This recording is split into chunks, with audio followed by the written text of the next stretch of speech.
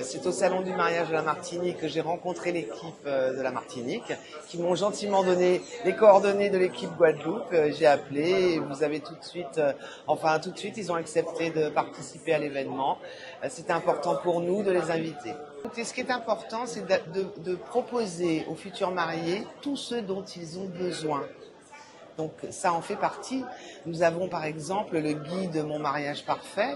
C'est un guide qui vous donne toute la marche à suivre au niveau administratif parce que ça se prépare un mariage. Il y a toute une démarche administrative et il fallait apporter la démarche spirituelle et puis aussi la démarche avec d'autres exposants comme la chambre des notaires. C'est important que la chambre des notaires soit là pour conseiller, pour protéger son mari, protéger sa femme parce que quand on se marie, c'est pour fonder une famille. Alors, vous savez, nous, comme vous venez de dire, nous, on s'est déplacé l'année dernière vers la Martinique qui fêtait les 50 ans de mariage, de préparation au mariage en Martinique. Et là, nous avons gardé un bon contact. Et eux, ils ont fait l'expérience cette année-ci et ils se sont dit pourquoi pas le faire en Guadeloupe. Effectivement, on a été en contact avec l'organisatrice et qui nous a permis de mettre en route cette première. Et nous avons fait appel au vicaire général pour avoir l'autorisation du diocèse pour pouvoir avoir accès à ce salon. Donc, nous pensons effectivement, c'est une première qui est très agréable et pour nous, mais aussi pour tous ceux que nous avons déjà rencontrés pendant ces 3 jours. Alors justement, parlez-nous de ces rencontres, de ces personnes, de ces futurs mariés qui sont venus vers vous. Alors, les futurs mariés qui sont venus vers nous, alors je peux vous dire d'emblée déjà que c'est mixte, dans la mesure où nous avons eu à rencontrer des fiancés qui sont catholiques, il y en a qui sont catholiques adventistes ou évangélistes ou orthodoxes ou même...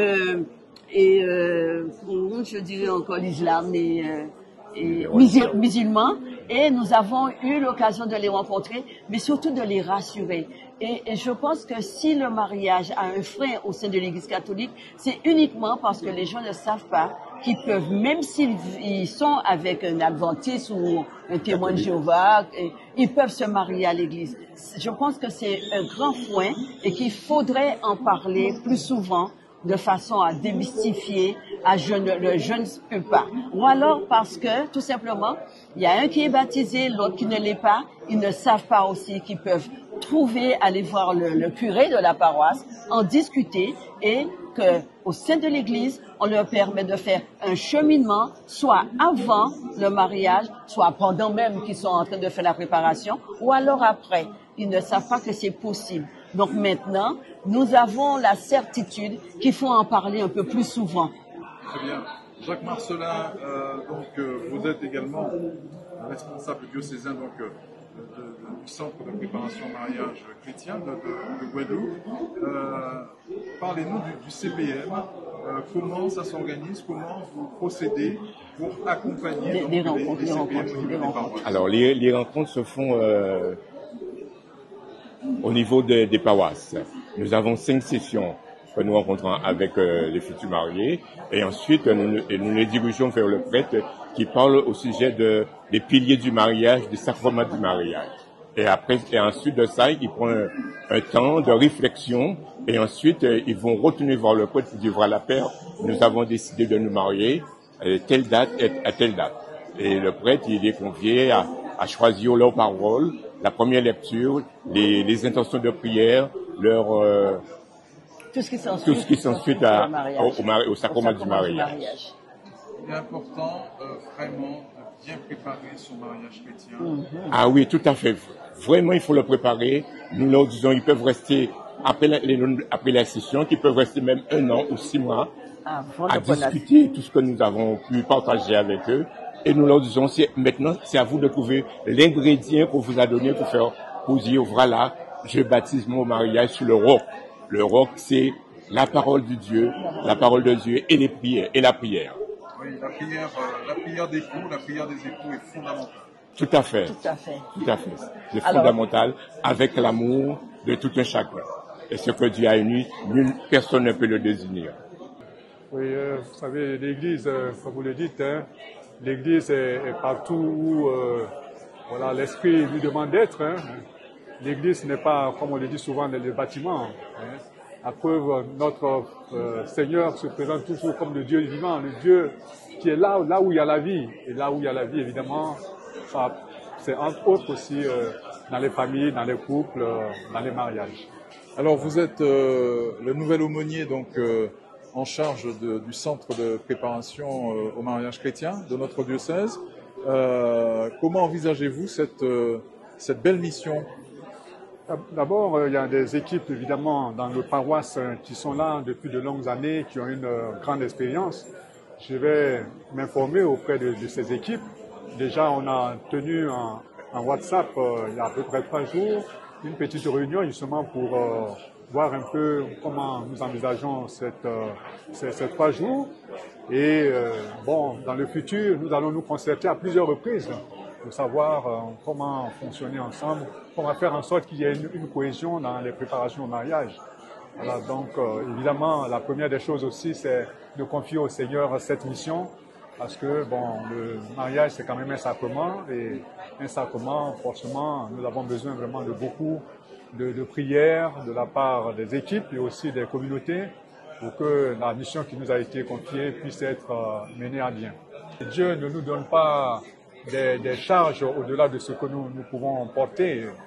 Lorsque nous sommes vraiment en communion avec Dieu, c'est vrai qu'il y a des défis, par exemple le défi de la fidélité. Quand je dis fidélité, fidélité à Dieu lui-même et puis fidélité au conjoint et puis fidélité à l'Église, parce que c'est quand même au sein de l'Église aussi que nous recevons ce sacrement. Donc il y a forcément des lieux, des éléments qui nous permettent vraiment, au-delà des difficultés, vraiment de pouvoir vivre le mariage dans une certaine sérénité, une confiance absolue en celui vraiment qui nous appelle à vivre ce sacrement.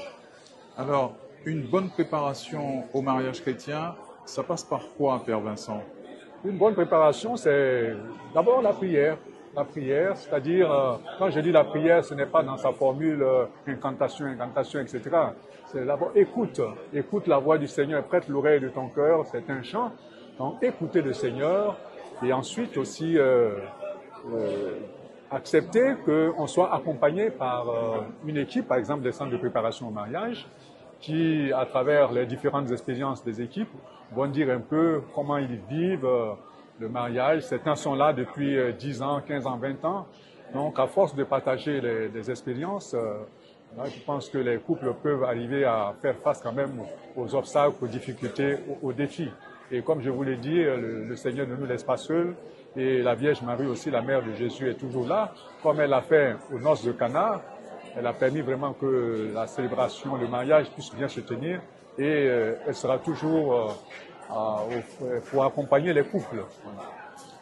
Père Vincent, comment faire vivre son mariage chrétien? Il y a la fête, la préparation avant, mais c'est surtout après que les choses commencent.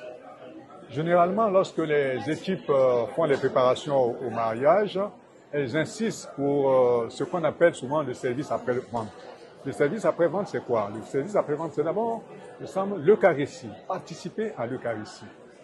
Participer à l'Eucharistie, et puis aussi, dans nos diocèses, il y a régulièrement des formations, il y a des retraites, il y a des recollectes, des pèlerinages.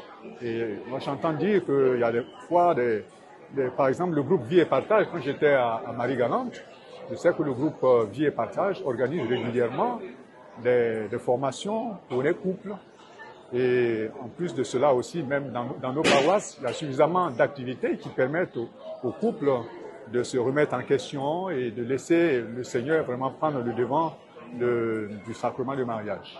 Donc, il me semble qu'il y a assez d'éléments pour pouvoir permettre aux couples mariés vraiment de pouvoir tenir, de pouvoir vivre la joie du mariage, la joie que donne forcément un sacrement. Oui, il est important, on l'a compris, de nourrir spirituellement son union, son mariage. Oui, nourrir, c'est évidemment la parole de Dieu. Hein. La parole de Dieu est au cœur de nos sacrements, j'allais dire de notre vie chrétienne. Et j'insiste sur l'Eucharistie. Comme on dit souvent, l'Eucharistie, c'est la source et le sommet de notre foi chrétienne. Et il y a une chose aussi qu'il ne faut pas, qu'on ne peut pas négliger, c'est l'expérience des autres couples. Il y a des couples qui sont là dans nos paroisses. Moi, à Saint-François, il y a un couple récemment qui me disait que voilà, ils sont ensemble depuis 50 ans et vraiment de manière assez intéressante, ils nous ont fait part de voilà des difficultés qu'ils ont vécues, mais aussi des joies et la joie aussi de transmettre, parce que le sacrement que nous vivons, il s'approfondit, il s'améliore, il s'enrichit quand nous le transmettons. Et donc, vous voyez, c'est important la transmission, parce que la transmission, contrairement à ce qu'on pourrait croire, ça ne nous dépouille pas. Au contraire, ça nous enrichit. Donc, dans nos paroisses, dans nos diocèses, je pense qu'il y a assez d'éléments pour pouvoir nourrir, entretenir son mariage et être vraiment le reflet de cette alliance indéfectible que le Seigneur a pour nous, puisque souvent on dit que voilà, l'Église est l'épouse du Christ, de la même façon que le Christ prend soin de l'Église, de la même façon, si nous nous référons à lui, vraiment, il va prendre soin de notre... Alors il y a une image qu'on utilise souvent, on dit que le mariage c'est un foyer. Donc dans le foyer il y a trois éléments, l'homme, la femme et puis il y a le Christ. Voilà, quand ces trois éléments sont posés, on peut vraiment arriver, en tout cas, à vraiment faire en sorte que le mariage puisse refléter pleinement la volonté de Dieu, avec des écueils certainement, mais aussi avec la force de pouvoir aller de l'avant.